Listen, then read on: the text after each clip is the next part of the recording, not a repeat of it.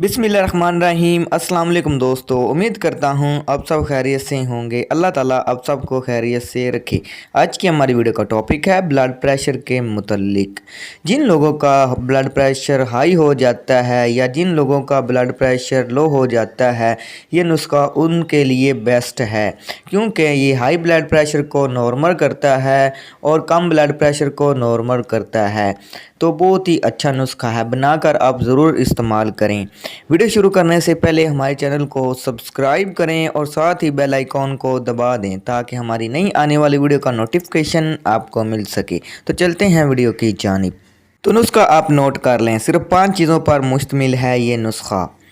आपने छोटी चंदन लेनी है 25 ग्राम, संदल सफ़ेद आपने 10 ग्राम लेनी है, धनिया खुश्क आपने 10 ग्राम लेना है, छोटी इलायची आपने 10 ग्राम लेनी है, गुल ईरानी आपने 25 ग्राम लेनी है।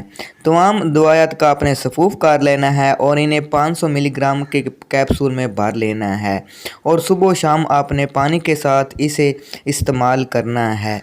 इंशाअल्लाह एक हफ़्ते के अंदर इसके रेगुलर इस्तेमाल से ब्लड प्रेशर नॉर्मल हो जाता है। इसके अलावा ये बेचैनी को दूर करता है, पागलपन को दूर करता है।